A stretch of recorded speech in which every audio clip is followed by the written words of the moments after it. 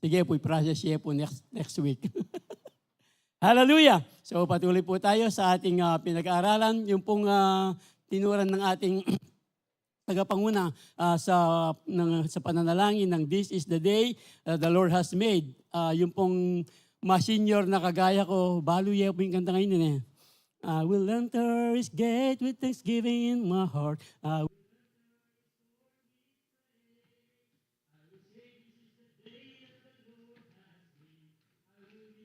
He has made me glad. He has made me glad. He has made me glad. I will rejoice, for He has made me glad. He has made me glad. He has made me glad. I will rejoice, for He has made me glad. This is the day that the Lord has made. We will rejoice and be glad in it. Bless the Lord, O my soul, come on, and all that is within me. Bless the holy name of God. Hand of praise, come on, hand of praise para sa ating Panginoon. Come on!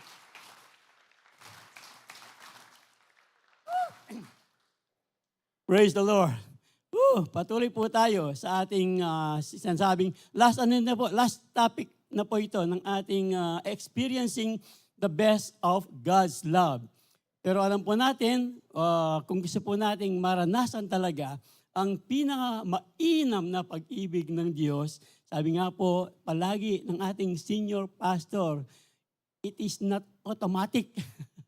It's not automatic. Unang-una po para talaga ma-experience po natin ang the best of God's love. Una po yung sa pamamagitan po ng pananampalataya kay Kristo Jesus. Faith in Jesus Christ na una po nating tinalakay. Na alam naman po natin na nasusulat sa John 3:16. Ito po yung John 3:16 na mahal ng Diyos ang bawat isa, kasama kayo, kasama ako, kasama ang buong mundo, ang bawat tao po, mahal ng Diyos. Wala pong exempted. Kaya nga, binigay niya ang kanyang kaisa-isang anak na si Kristo Jesus. Ang sino man ang sa kanya ay manampalataya, ito po, faith in Jesus Christ, ay hindi na mapapahamak. Hindi na mapapahamak, magkakaroon pa ng buhay na walang hanggan. This is what the best of God's love. Hindi na tayo mapapahamak sa pagtanggap natin kay Kristo Jesus, kundi magkakaroon pa tayo ng buhay na walang hanggan. Ano pa ang hihigit sa buhay na walang hanggan na pangako po ng Diyos sa bawat isa sa ating nagbigay ng true faith in Jesus Christ? At of course, yung pong to continue experiencing the best of God's love, hindi po natatapos na sinuko na natin ang ating buhay sa Kanya. Magpapatuloy po yan. Diba, pinag-aaralan natin, to believe is to naniwala po tayo kay Kristo Jesus, kaya nga po dahil naniwala tayo sa Kanya, patuloy po tayo magkakaroon ng obedient heart. This is this is the way to experiencing in the best of God's love through faith in Jesus Christ and with an obedient heart. Kaya nga po, to believe is to, lagi po nating sinasabihan, to believe is to obey. At nagpapatuloy po yan. Tuloy-tuloy yan, pati po sa ating ginagawa ngayon. Fellowship among the believers. Fellowship among our CUs. Hindi lang po sa CUs, sa mga Bible studies, mga fellowship po yan. Yan po ang magpapatuloy na talagang ma-experience po natin ang best of God's love dahil mariramdaman po natin, makikita po natin sa pagmamahalan po ng magkakapatiran sa pamamagitan po ng pagbabahagi ng kanilang mga karanasan. Naranasan po nila ang pag-ibig ng Diyos at tayo rin ay maibabahagi natin kung paano po naranasan ang pag-ibig ng Diyos. Kaya nga lalo pang lumalago na tumitibay ang ating pong pananampalataya, ang ating pong pag-iibigan mga bawat mananampalataya dito po sa ating iglesia, maging sa mga kapatiran siguro sa mga labas na hindi po natin kasama dito. Gusto po ng Diyos na ma-experience talaga natin ang kanyang best. The best of God's love. Amen. Praise the Lord. Tuloy-tuloy po tayo sa ating pag-usapan ngayong hapong ito. Kaya nga po, to experience the best of God's love through faith in Christ Jesus Christ, with an obedient heart and fellowship with believers, yung pong ngayon, by dwelling in His presence. Wow! When we continue dwelling in the presence of God, dito po natin talaga mararamdaman uli, mararanasan uli ang talagang pinakamainam na pag-ibig ng Diyos sa ating mga buhay. Sa pamamagitan po, dwelling in His presence, alam po natin sa ating pong mga pananalangin, corporate prayer, o sa inyo pong pananalangin, personal, mamaya po, bibigyan natin ng definition po. Ito pong personal na panalangin, ang lugar ng panalangin, yung ating pong mga pagsamba, dwelling in His presence. Sabi po ng salita ng Diyos, look to the Lord and His strength, seek His face always. Seek His face always. ESV, seek the Lord and His strength, seek His presence continually. Muli, salamat po, o dakilang Diyos, sa hapong ito. Sa isang maikling pag-aaral, pagbubulay ng iyong mga salita, na aming dalangin ang iyong pagkilos, ang iyong presensya, ang iyong kapangyarihan, ang siya pong makita namin, maramdaman namin sa kalagitnaan po ng aming sanktuaryo, maging sa bawat sulok ng puso ng iyong mga anak na mananampalataya, o dakilang Diyos, maramdaman po namin ang iyong patnubay, ang iyong presensya sa aming kalagitnaan. Salamat po, dakilang Diyos, na alam po namin sa aming pag-aaral ng iyong mga salita.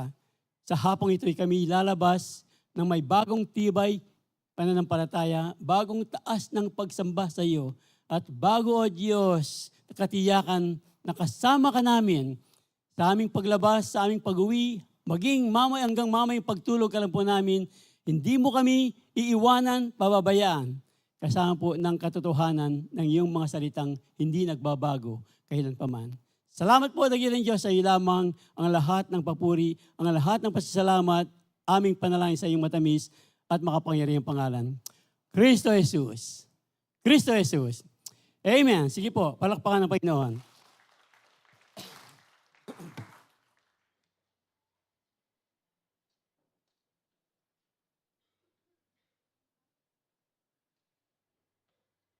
Praise the Lord.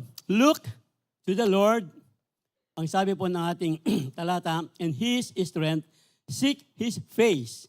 Seek His face pag hinahanap daw po natin ang mukha ng Diyos. Sa Hebrew word po ang face, ang ibig pong sabihin ay pane. Panim sa iba pong pananalita. Sa Hebrew, pane refers to the face, countenance, or presence in biblical Hebrew, or presence in biblical Hebrew. Kaya nga po doon sa ESV version, sabi po, seek the Lord and His strength, seek His presence continually. Seek His presence continually. So tayo po, sa ating pong pananambahan, alam po natin, ang presensya po ng Diyos, ang kanyang mukha, ang siyang ating hinahanap dito po sa ating pagpunta sa kanyang bahay, sambahan. O baka hinahanap nyo, dumating kaya yung kuras ko ngayon? Dumating kaya yung aking mautangan ngayon? Laging kaya biutang niya. Anyway, wala po tayong ibang nais sa pagpunta po natin sa bahay ng Panginoon. Hindi po tayo umalis ng bahay para makaiwas doon sa Bombay na maniningil ngayong hapong ito. Dahil alam natin, darating siya mga ganitong oras. Hindi po yun. Alam mo, amen po ba? Totoo kaya sinasabi ni Pastor Jack, I believe, ako po'y naniniwala. Kaya nandito tayo sa ganitong oras na dapat natutulog tayo, di ba? Masarap matulog daw. Sabi nga nila, di ba yung tawag nila pa dito pag hour na? Siesta, yung hour na dapat na mamiesta o siesta? Siesta, wala akong mamiesta. Anyway, nandito po tayo, I believe. Kayo ba talaga nandito para hanapin ang presensya ng Diyos, ang kanyang mukha? Amen. Sa ating pong mga awit pa lang, talagang ramdam na po natin ang presensya ng Panginoon. Binigyang halimbawa po, kahulugan ng ating senior pastor. Kagabi, ito pong patungkol sa presensya. So bago po tayo pumunta sa ating mga points, ano lang po ito, pero related pa rin sa ating pag-uusapan, presence. Seek the Lord and His strength. Seek His face. Seek His presence continually. Ang presence po ng Diyos, alam po natin, meron tayong tinatawag na omnipresent. Yung pong presence ng Panginoon ay andi dito po ngayon. Nandoon din sa Saudi, nandoon sa Amerika, nandoon sa Israel, nasa bahay po ninyo na iniwanan ang presensya ng Panginoon. Kaya nga po, omni. Ito po yung sinasabi nating kahit saan, omnipresent po ang ating Panginoon. Isa lamang po yun sa pinag-uusapan natin. At meron pang sinasabing the manifest presence of God. Remember po, kahit po yung ating yung ating tagapanguna, ating Elder AJ, muli niyang pinaawit na talagang naramdaman po natin ang presensya ng Panginoon. Ito po yung manifest presence na pagpunta mo lang, pag-akyat mo pa lang doon sa pintuan, talagang ramdam mo na ang presensya. Maging sa pag-awit, sa pag-aawitan, talagang mararamdaman po. Kaya sinasabi po, lalo na po yung mga awit, madalas po nilang sinasabi, ang kapal-kapal, ang kapal-kapal ng presensya. Dahil mararamdaman po natin na talagang andi dito po ang ating Diyos na sinasamba, ang ating Diyos na pupurihin, pinakadakilang Diyos, pinakamakapangyarihang Diyos, wala na pong iba. Kay Kristo Jesus lamang po natin may bibigay ang lahat ng pagsamba. Amen. Praise the Lord. Manifest presence. Kaya po yung manifest presence, hindi lang po manifest presence dito po sa lugar na ito. Mamaya po, paglabas po natin, yung pong susunod na sinabi ng ating senior pastor, yung pong indwelling presence. Yung omnipresence, manifest presence, yung indwelling presence na dito po tayo. Nasa atin na po ang presensya ng ating Panginoon. Kaya nga po, paglabas po natin, tayo po magbusit. Mawalaya po yung presensya ng Diyos. Di ba? Pagsakay mo ng jeep, di ba? Galing yung centers, pagdating sa bahay, salasabay ng pusa, pildak na, ngamo ko pa niya bagay. May kapagsalita yung pusa, Nung makapagsalita, siguro, ngamo ko, balo ko sinibaya, pindak na ako, lala akong manggagawa. Nakuha po ninyo, yung indwelling presence na kahit saan po tayo pumunta. Paglabas po natin, pagsakay ng jeep, mamayang pag-uwi natin sa bahay, kahit hindi pa luto yung ulam. Maraming pa naman at mamantong ang ulam, mamaya pa yung hapunan. Ang ibig ko po sabihin, ano man po ang maging sitwasyon. Di ba? Inawit na, ano mang pagkakataon, ano mang maging sitwasyon, ika'y pupurihin. Sige, bahal mo na yan to. Praise the Lord. Hallelujah. Kaya nga presence, indwelling presence. Yung pong seeking God's face, yung pong ibig sabihin nito, actively, yung talagang hinahanap po natin, intimate, personal relationship. Sa Kanya po, wala nang iba. Yung pong you desire the presence above all blessing, mas hinahanap po natin ang Kanya pong presensya. Pangalawa. Second na lamang po, mas mabilis. Second na lamang po yung mga blessings na material. Mas una po nating hahanapin ang mukha, ang presensya ng Diyos sa ating mga buhay. Amen.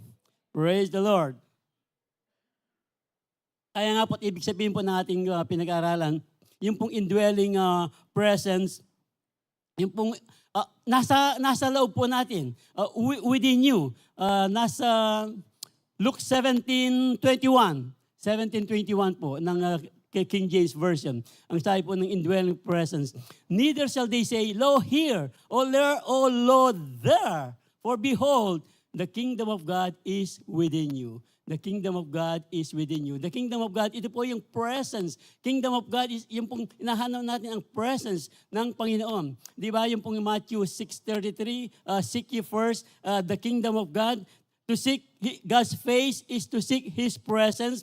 Ang sabi po ng ating pinag-aralan, to seek God's face is to seek His presence. And to seek His presence is also kasama po, binigyan pa ng pang-apat ni Pastor Manny, yung presence po niya, yung palang kingdom ng Panginoon na hinahanap din natin ang kanyang presensya.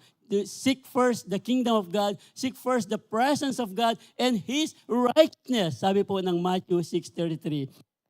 Ang sabi po ng Romans 14:17 na ito po yung ating magiging unang puntos, experience the best of God's love by dwelling in His presence because, balikan po natin yung Romans 17 mamaya, because in His presence there is fullness of joy and peace. Wow, di ba? Nararanasan po natin yan. Sa Kanya pong presensya, there is fullness and joy and peace. Pag pinag-usapan po kasi ang joy, marami po ito pong joy, ginagawa nilang happiness. Iba po yung joy tsaka happy. Happy, toothpaste na tayo, yung joy, chicken joy, tama ba? Anyway, kaniwa tayo kay Michael Biata, yung joy na panlinis ng mga plato. Anyway, miras ko po ka rin. To seek His face is to seek His presence. His presence, there is a fullness of joy. Balikan po yung happiness. Kasi pag sinasabi pong happiness, yung mga iba, ginagawang happiness, yung joy. Kasi nakabase po yung happiness sa mga happenings. Sa mga happenings, meron silang joy. Pag may problema, talagang pag andun sila sa Hong Kong, Japan, talagang galak na galak sila. Pero pag uwi nila, pagod na pagod, parang sabi nila ni Elder Jess, Elder Jess Gutierrez, may painawa na lang kunyari, nagpunta ng ibang bansa para daw makapagpahinga. Tapos pag uwi, mamamahinga sa ginawang pahinga. Sa kabilang, may pagalo, at walang daw magpainawa pa si Bayo.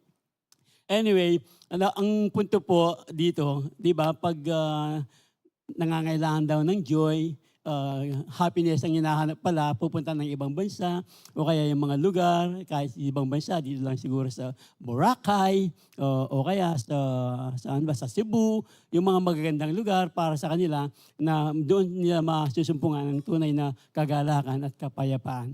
Mag-relax tapa. Matatapa kayong makanya. Kaya ba't may relax, kaya ba't anyang kauli daw, pisip-pisip daw. Karakalta may gastos niya. Karakalta may gastos. Tapos, ikumari yan, ikain yan. Alata naman kain yan, mamantin na pang, bali na pasalubong na. Lalo na po yung mga galing ng Amerika, uwi yung mga galing ng Amerika dito. Tapos para lang magbakasyon, pag hindi pala sila nakapagbakasyon, ang daming pumupunta sa kanilang mga bahay. O pare, Ninong, ayun, instead na makapag-rest, lalong nagulong kanilang pamamahinga, at miras ko ka rin. No, ang punto po, alam naman po natin ang ating pinag-usapan. Dito kasi nakabase ang joy ng mga iba, nakakala nila, joy ang hinahanap nila, happiness lang pala, nakabase sa happening. Kaya nga po itong Romans 14:17, seek ye first the kingdom of God, balikan po, for the kingdom of God is not a matter of eating and drinking, but of righteousness, peace, and joy. Peace and joy sa pamamagitan po ng Holy Spirit. Hallelujah. Kaya nga, in His presence lang po yung ating binasa sa pamamagitan po ni Kristo Jesus, sa pamamagitan po ng banal na Espiritu. Kaya po, you make known to me the path of life, the path of life. Ang sabi po ng Psalm 16:11. In your presence. Salita po ng Diyos ang nagsasalita. In your presence, there is fullness of joy.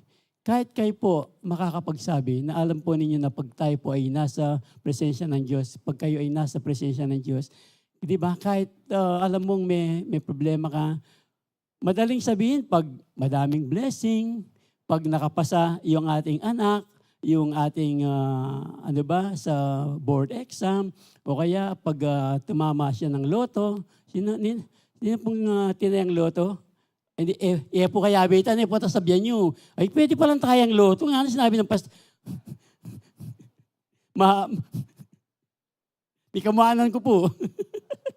Can Diyos, of course. Ang sinasabi po natin, yung pong presence po ng Diyos, meron pong fullness of joy na kahit hindi lang po sa mga magagandang panahon ng ating buhay, kahit po sa mga sitwasyong hindi maganda, ito po ang sinasabi natin, you make to me the path of life. Yung pong path of life na talagang ipinapakita po ng Diyos. God reveals the right way. You make known to me the path of life, na in your presence there is fullness of joy, because ang ating pong Diyos reveals the right way to live and guide believers. Ginaguide po tayo ng salita ng Diyos para po itong ating joy na ito talagang maging joy, hindi po nakabase sa happening, hindi po happiness. Yung pong joy, kaloob-looban po to. Kaya nga, indwelling, yung pong sinabi natin kanina, continual indwelling presence. Pag andito po talaga ang presensya ng Diyos sa ating kaloob-looban, ano man po ang maging sitwasyon, meron tayong punong-puno ng fullness of joy and peace. Kaya nga po, sabi natin, lagi pong may mga alalahanin. Ito pong 16:11 na binabasa po natin, gusto po ng Diyos na yung pong mindset po natin, hindi po natin maiwasan. Darating po yung mga anxiety, yung mga problema. Pero yung mindset daw po natin, huwag nating ituon dito sa mga problema. Di ba? Ang sabi po ng salita ng Diyos, pag meron po tayong anxiety, mga anxiousness, ang sinasabi ng salita ng Diyos, do not be anxious. Huwag kayong mabahala. Ang sabi po ng salita ng Diyos, about anything. But in every situation, sa paanoong paraan, in every situation, by prayer and petition. Hindi lang prayer and petition, meron kasama pa, with thanksgiving.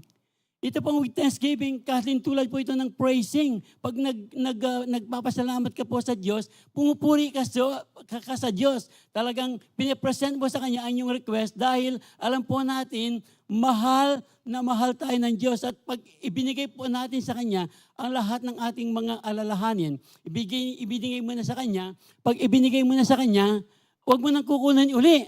Mamaya po, babasahin natin. Pag ibinigay mo na sa Kanya, huwag mo nang kukunin uli. And present your request to God. Ang sabi po ng talatang 7, and ito po, pag ibinigay mo na raw sa Kanya, huwag ka nang mag-alala.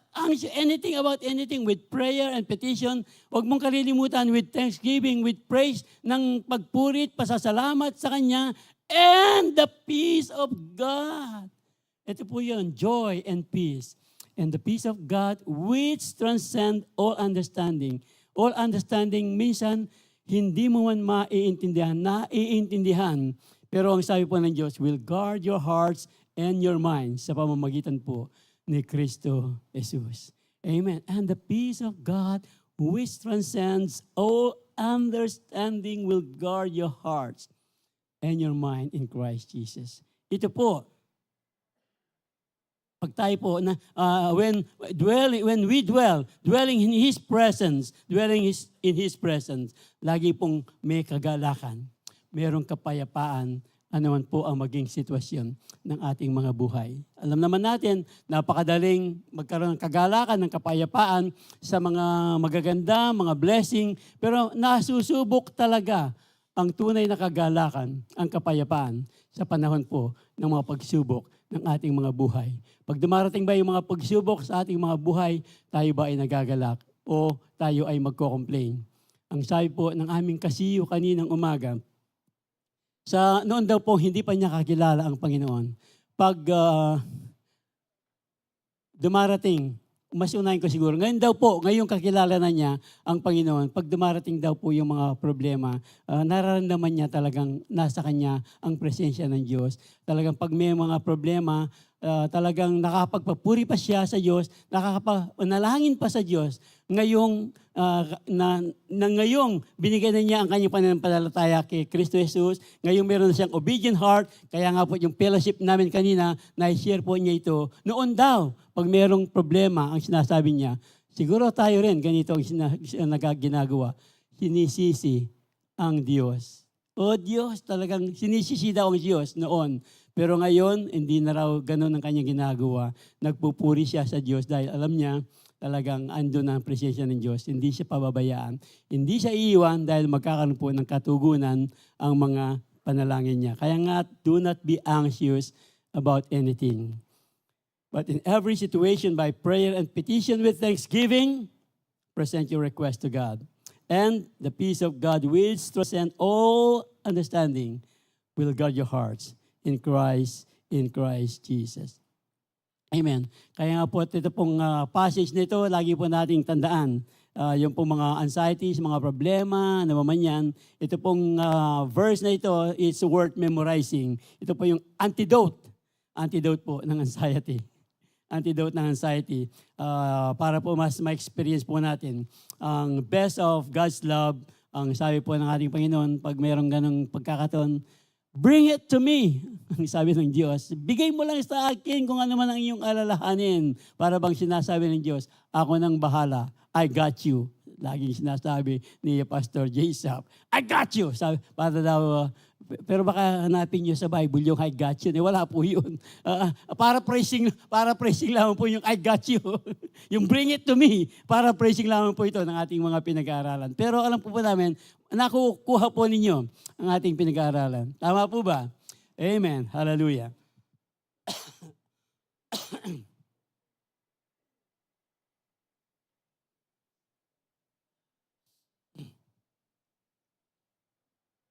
Kahit po si Pedro, ganito po ang sinabi ni Pedro, yung pong susi talaga ng kapayapaan, ng joy, galing sa ating Panginoon, yung susi talaga is surrendering our worries. Lagi ating binasa kanina, huwag nating kalilimutan, laging kasama yung pasasalamat. Kahit hindi pa binibigay ng Diyos, nagpapasalamat na tayo dahil alam natin, tutugon ang ating dakilang Diyos. Kaya nga po, kahit si Peter sabi niya, give all your worries and cares to God. Bakit po? Because He cares for you. I care for you. I see you. I care for you. Hindi po hospital. I see you. Give all your worries and cares to God. Dahil sabi po ng Diyos, I care for you. Amen. Praise the Lord. Praise the Lord. When you give all your worries and cares to God, dito po ang tatandaan natin. When you give, pag binigay mo na po sa Diyos ang iyong worries and cares to God, lagi be sure you don't take them back. Kasi po, binigay mo na sa Diyos. Kaya ka nagwo-worry uli, kinukuha muli. Panginoon, nag-pray ka na, tapos, paano kaya ito, Panginoon? Panginoon, ito pong aking problema, binibigay ko sa nangangailangan po ko ng ganitong halaga. Tapos, ayun, Panginoon, sino kayang uutangan ko? Panginoon, sa kanino kaya ako maglo-loan? Ano na lang, loan na lang para medyo hindi, of course, unahin mo ng Panginoon, tapos ang Diyos po ang bahala. Naalala ko po yung kwento ng aming fellowship kahapon. Yung po isang ating elder, meron daw mag-asawa, kabukasan, kailangan nila ng pambayad ng tuition. So, wala talaga sila. Gabi na matutulog na sila. So, sabi po ni Mister, mag-pray tayo. Nag-pray na po yung kanilang pangailangan. Long story short, natulog na si Mister. Tapos, si Mrs. naman, ala kang gawan, wala kang gagawin, kailangan na natin. Sabi niya, wari, nag-pray ta na. Bahala ng Diyos. Tapos, doon pa lang daw talaga nag-give in si Mrs. Bahala niya pa ng Diyos. True enough, long story short, kinabukasan, true story po ito, meron daw tumawag sa lalaking ito na merong utang sa kanyang matagal na hindi na niya naalala, bigla siyang nagbayad ng walang kamukat-mukat. Tapos yung pambayad niya, meron pang sobra doon sa pambayad nilang tuition. Kaya nga, give all your worries to God because He cares for you. Kinuha kasi uli ng babae, pero nang binalik uli ng babae, talagang tumugon ng Diyos. Ganon tumugon ng Diyos sa hindi natin inaasahan. It passeth all understanding. Nasabi po ng ating binasa kanina, passeth all understanding na, Panginoon, talaga bang, kayo po, I believe, namamangha kayo kung paano tumutugon ng Diyos sa ating mga pananampalataya. Kaya pag binigay natin sa Diyos, hindi po kagaya ng isang lalaking, matandang lalaki, may buhat-buhat na sako. Hindi ko alam kung ano yung mga sakong mabigat-bigat, talagang tapos meron dumadaan na pick-up. Tay, sabi ng dumadang pick-up, sakay na kayo. Sumakay naman yung Para po hindi na kayo mabigatan sa inyong dinadala. So, sumakay ng lalaki doon sa pika, sa likod. Tapos habang po nakasakay, yung nagdadrive, nakita niya sa side mirror ba yun? Hindi. Rear mirror. Nakita po niya yung nakasakay, buhat-buhat pa rin yung sako. Nakaupo na. Hindi po ganoon. Pag talagang sinabi natin sa Diyos, bigyan na natin lahat sa Diyos. Bahala na po ang Diyos. Kayo pong nakakaranyan kung paano tutugan ng Diyos. Palakpakan ng Panginoon. Hallelujah. Do not take it back. Kaya nga po, experience the best of God's love by dwelling in His presence. Because in His presence, ito po ang isang maganda, there is rest and transformation. Meron ng joy. Dwelling in His presence, meron ka ng joy, meron ka ng peace. Tapos meron ka pang rest and transformation. Ano pang hahanapin mo? Nasa Panginoon lang natin pwedeng masusumpungan yan. Alam po natin ang kwento ng mga Egyptian sa ng mga Israelites sa pangunguna ni Moses. Remember, nung pong sila lumabas ng Ehipto, at pinangakuan po sila ng Diyos sa lupang pangako. At along the way, ang sabi po ng Diyos saka kay Moses, the Lord replied, huwag kang mag-alala, sa pagpunta mo sa lupang pangako, my presence will go with you, and I will give you rest. So pagdating mo doon, my presence will go with you, at doon masusumpungan mo talaga ang kapayapaan. Dahil hindi ka iiwanan ng aking presensya. Ganon din ang sinabi ni Moses. Talagang binigyan katiyakan ni Moses ang sinabi ng Diyos sa kanya. Panginoon, if your presence does not go with us, do not send us from here. Kung hindi mo rin kami sasamahan, Panginoon, huwag mo na kaming alisin dito. Parang ganon ang sinasabi ni Moses. Kaya nga po, sabi ng Diyos, my presence will go with you and I will give you rest. Talagang para bang, totoo ba, Panginoon? Parang ganoon. O sige, Panginoon, talagang kung ganoon, if your presence does not go with us, do not send us up here. How will anyone know that you are pleased with me and with your people unless you go with us? Kung hindi mo rin lang kami sasamahan.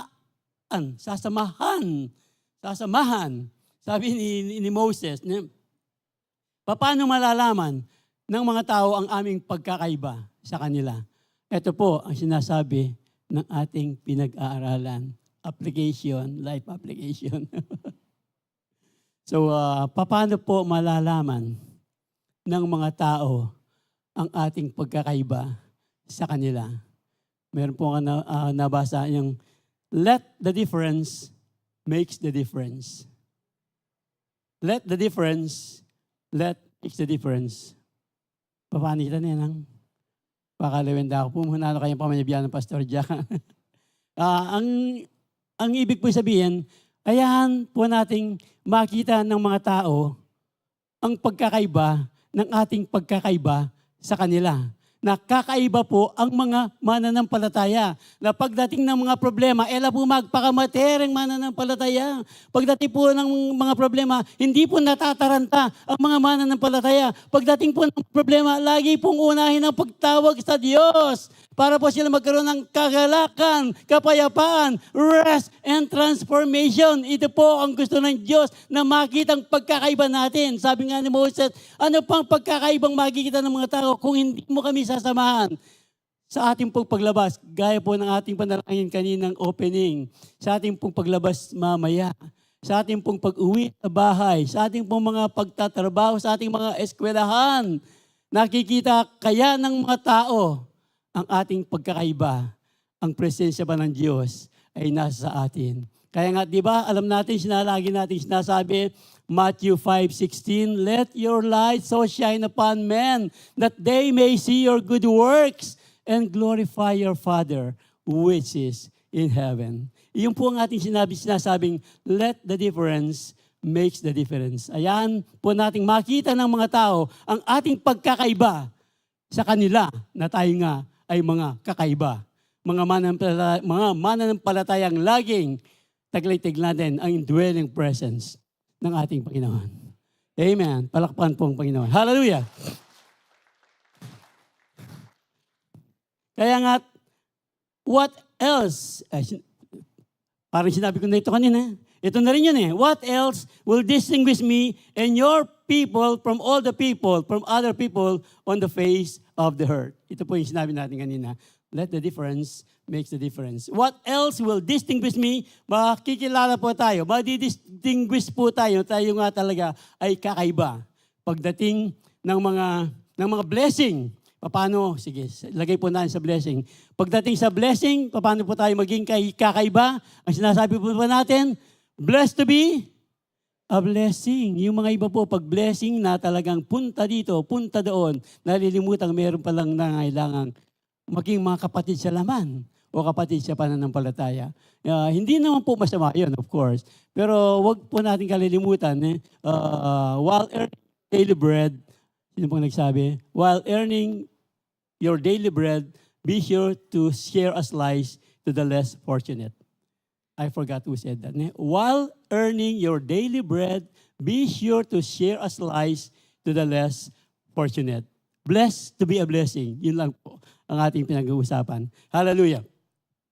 Kaya nga, ang sabi po ng ating, rest, rest, ang sabi po ng pinag-aaralan natin, His presence, there is rest and transformation. Nagkaroon po ng kapayapaan, na-transform po si Moses, yung pong transformation na talagang nagtiwala siyang buong buo sa Diyos na hindi siya aalis, hindi siya pupunta kung hindi rin siya sasamahan ng ating Panginoon. So kung tayo po ay talagang may pinapanalangin, lagi po nating idalangin na tayo po ay samahan ng Panginoon. At pwede po tayong samahan ng Panginoon, una na po nating basahin. Andiyan po ang kanyang salita. Plus, yung kanyang pong indwelling presence sa ating pong mga buhay. Kaya nga po, now the Lord is the Spirit. And where the Spirit of the Lord is, there is freedom. And we all with unveiled face, beholding the glory of the Lord, are being transformed into the same image from one degree of glory to another. For this comes from the Lord who is the Spirit. So ito po sinasabi natin na talagang there is rest and transformation pag tayo po ay nasa ating Panginoon. Hindi po talagang instant, talagang mataas na po natin, mataas na ang level ng ating pananampalataya. Ang sinasabi po ng ating pinag-aralan, gusto po ng Diyos na may balik lahat kung paano niya po tayo ginawa. We were made in the image of God na matuwid, nagliliwanag at banal. Yun po ang gustong ibalik ng Diyos. Kaya nga po ibinigay niya ang kanyang kaisa-isang anak na si Kristo Jesus para maibalik po sa atin ang katuwiran. To Him who had no sin became righteousness for us, so that we might become the righteousness of God sa pamamagitan po ni Kristo Jesus. Siya na walang kasalanan ay talagang naging kasalanan sa atin para lang po maibalik yung ating katuwiran. At talaga pong katuwiran na yan, hindi po instant yan from glory to glory. Kayo po ang nakakaalam. Bakit ngayon parang mas matibay na kayo sa pananampalataya? Bakit ngayon pag may mga problema, lagi niyong inuuna ang Panginoon? Hindi kagaya nun, pag may problema, mamangatarantahan na ka, mo nabalo nung ano yung gagawin mo. Pero ngayon, ito po yung sinasabi natin, from glory to glory, pataas na po ang level ng ating pananampalataya. At dahil pataas ang ating level ng ating pananampalataya, tayo po ay tumataas. Kaya nga po tumataas, tayo po ngayon ay nagiging kasangkapan ng Diyos sa ating pong mga fellowship. Magagamit po yung ating patotoo para yung ating pong mga kapatiran ay tumaas din ang level ng kanilang pananampalataya. From glory to glory, huwag po natin kalilimutan. Hindi pa po tapos ang ating Panginoon sa atin ngayon. Meron pang layunin ng Diyos, itaas pa ang level ng ating pananampalataya hanggang sa makita po natin ng mukhaan ang ating dakilang Diyos. Amen. From glory to glory is changing me. For this comes from the Lord, who is the Spirit. Kaya nga po sa ating mga anxieties, mga worries, mga alalahanin, Ang sabi po ng salita ng Diyos, lapit lang daw sa Kanya para magkaroon tayo ng rest, matransform po yung ating pananampalataya na maging mas magtiwala po tayo sa Kanya. Come to me, all you who are weary and are heavy laden and weary and burdened, and I will give you rest. I will give you rest. Hallelujah. Ito po yung pinag-usapan natin talagang nagbibigay po ng ultimate invitation para po ma-experience po natin talagang yung kapayapaan ay nasa presensya lang po. Na hindi, yung pong rest, hindi yung mag-stop ka ng working. Na yung pong rest talaga yung, alam mo, kasama mo ang Diyos na kahit pagod ka na, pero alam mong meron pa rin kapahingahan sa Panginoon. Kung minsan kahit pagod ka na talagang gusto mo nang matulog, pero gusto mo rin mag-pray. So, unahin mo talaga ang presensya ng Panginoon. Pero minsan, yung mga iba siguro, hindi ko alam kung wala na siguro dito, baka sa ibang church, yung natulog, Lord, ikaw na pong bahala, nakatulog, in Jesus' name, tapos nang kagising, Amen. Anyway, praise the Lord. Ang pangako lang po ng Diyos, lapit tayo, come to me. Meron pong dumarating na kapaguran. Meron pong talaga mga problema. Kung minsan parang hindi na natin, para bang hindi natin makakaya. Pero when we dwell in the presence of God, siya pong magbibigay sa atin, magta-transform sa atin para patuloy po tayong magtiwala sa Kanya. Come to me, all you who are weary, and I will give you rest.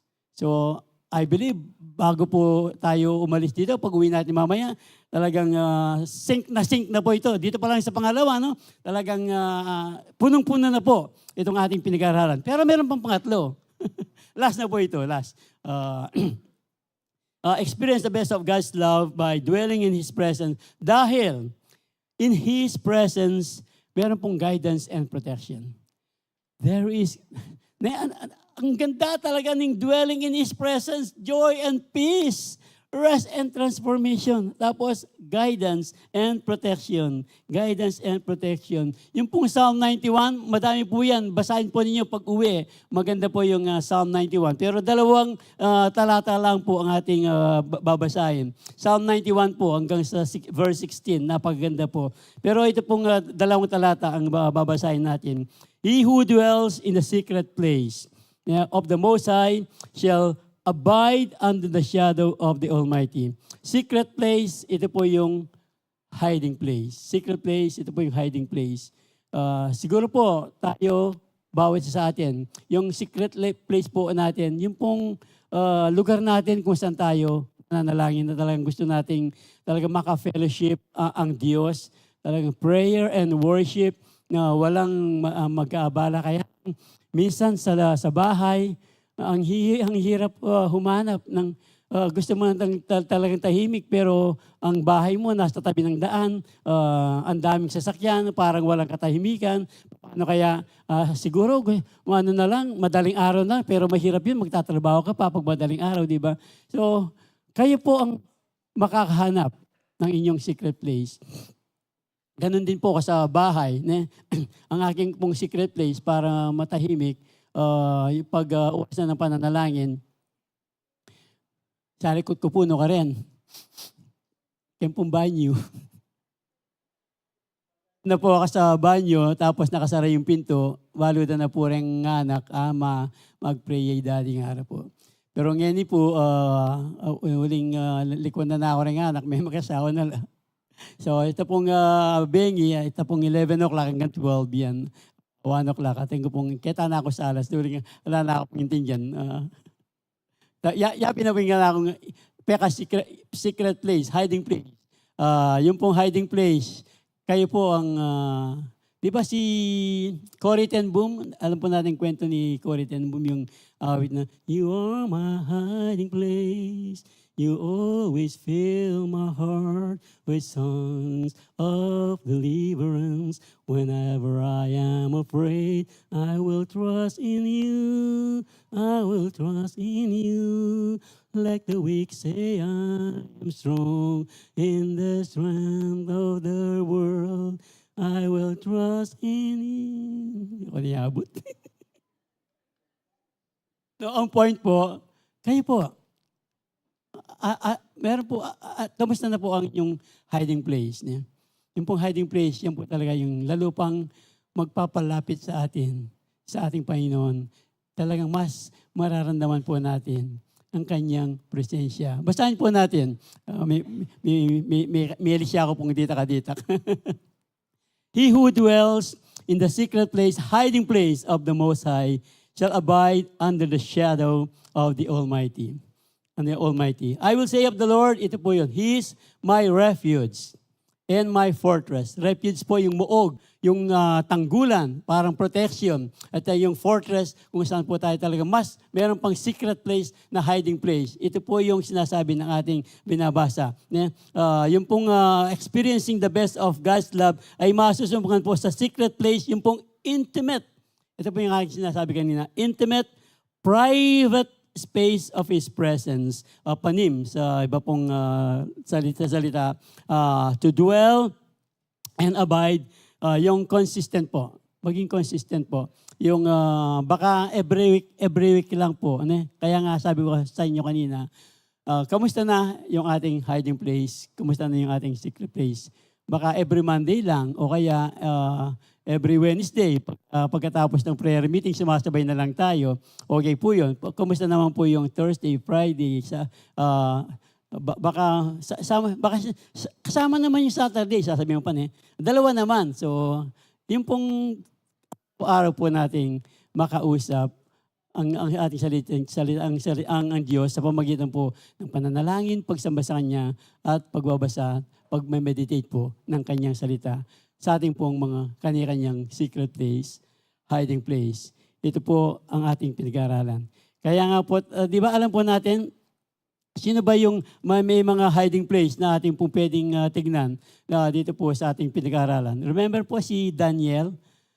Si Daniel, meron po siyang, dito po sa ating binabasang there is guidance and protection. Dahil po si Daniel merong secret place. Alam po natin ang kasaysayan ni Daniel. Talagang pinremap po siya ng kanyang mga kasamang manungkulan kay gobyerno. Dahil hindi po siya mabutasan sa kanyang katuwiran, binutasan po si Daniel sa kanyang reliyon. Nagpagawa po yung mga talagang nag-frame up sa kanya. Sinabi kay Haring Darius, gumawa ka ng statwa, sasamba sila dito ng isang buwan, gagawin kang Diyos, ang sabi ng, pero si Daniel po, hindi gaya po ng dating ginagawa ni Daniel, nagpatuloy po siya sa kanyang secret place. 3 times a day po, morning, noon, and night time. Morning, noon, and night time. Hindi po tumigil si Daniel sa kanyang secret place. At true enough po, dahil hindi po tumigil si Daniel, patatapon dahil hindi po siya sumunod doon sa utos na tinatakad ng hari sa pagsamba ng Diyos-Diyosan. Po sumunod si Daniel, parakap de po rin na kaya mag-frame up kaya, so pinahuli, tinapon si Daniel sa den of lion. Hindi lang po isang lion, madaming leon. Pero dahil nga po si Daniel, nagpatuloy po sa kanyang hiding place, secret place, nagipag-ulayo sa Diyos, pag-usap sa Diyos, pananalangin, pagsamba sa Diyos. Long story short, hindi lang po siya talaga guided, binigyan po siya ng protection ng ating Panginoon. Alam po natin ang kasaysayan, Daniel, dahil po malapit sa puso ni Haring Darius si Daniel. Kumusta ka ba dyan? Iniligtas ka ba ng Diyos mo? Talaga pong alam ni, parang alam ni King Darius na hindi mamamatay si Daniel. Kasi kung alam niyang mamamatay si Daniel, hindi na siya pupunta doon. May pangane, gewara ng pigpapakda ni Daniel, ding Leo. Pero alam po, tinawag po niya, tapos sabi ni Daniel, niligtas po ako ng nagpadalang anghel, ang Panginoon, sinara yung mga bibig ng mga leon. So kaya po mga leon, marami, dahil nang makalabas na si Daniel, yung pong mga lahat ng mga nag-frame up sa kanya, yung kanyang mga anak, mga pamilya, pinatapon po ni Haring Darius doon sa den of lion. Ang sabi po ng salita ng Diyos, nasa ere pa lang sila. Tinatapon pa lang, naglundag na yung mga leon pinaglalapa po. Yung mga nag-frame up sa kanya. Ganyan po ang Diyos. Hindi lang ka-protection, pati po yung talagang nag-ano sa atin, bibigyan po tayo ng justice. Talagang indicate po tayo, pati po yung talagang gustong umapi sa atin. Meron ba? Bigla niya lang naisip. Anyway, ito po yung talagang protection po, guide and protection po ng Panginoon. Pag tayo po talaga nasa kanyang presensya, pag hinahanap mo ang kanyang presensya, gaya po, remember po yung mga Magi, nung makita po nila yung star, talagang alam nila, ito na yung Messiah, isisilang yung Messiah, yung mga Magi. Mga Magi, hindi po tatlong Magi ito, marami po sila, base po sa pinag-aralan natin nung Kapaskuhan. Okay, so dahil po sa kanilang gusto nilang talagang makita, hindi lang, sinilang na yung, dito na lang tayo, lumuhan na tayo, mag-worship na tayo. Hindi po, talagang gusto po nilang makita, talagang makaulay, makita talaga ang isinilang na tagapagligtas. Kaya nga po, ang ginawa nila, pumunta po sila doon sa Bethlehem. Di ba? At alam kasi ng kasulatan, doon, ginaid po sila ng star kahit po ang tagal ng kanilang biyahe. According po sa pag-aaral, almost 2 years daw po, yung kanilang pagbibiyahe, almost 2 years na makita nila yung star. Can you imagine that? Para lang makita po nila, talagang makita po nilang personal yung presensya ng Diyos. Tayo po, kailan po natin hinahanap ang presensya ng Diyos? Kamusta na po yung ating mga secret place? Hallelujah. Praise the Lord. Tayo po ang makakasagot kung tayo ay nananatili sa presensya ng Panginoon.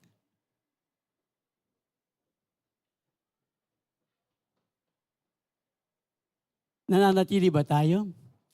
Gusto ba talaga nating nananatili sa kanyang presensya? Inahanap ba talaga natin ang ating Panginoon, ang kanyang presensya, yung kanyang manifest presence? Ang sabi po, to experience the best of God's love continually, ito po yung sinasabi ng ating pinag-aaralan. To continue to experience the best of God's love continually, bago po yung last quote. To experience the best of God's love continually, ito po ang aking sinasabi. Kumusta na po? Gusto ba talaga nating ma-experience ang best of God's love? Ito po ang panawagan ng ating pinag-aralan ngayong hapong ito. Kung talagang gusto nating manatili sa presensya ng Diyos, continually pray, worship, praise, and worship Him. Hindi lang po paglabas natin sa bahay-sambang ito. Pag-uwi natin, hanggang mamaya pagtulog, kinabukasan, day after day, nananatili ba tayo? Mananatili ba tayo? Ito ba yung ating magiging puso na mananatili sa presensya ng ating Panginoon? Hallelujah!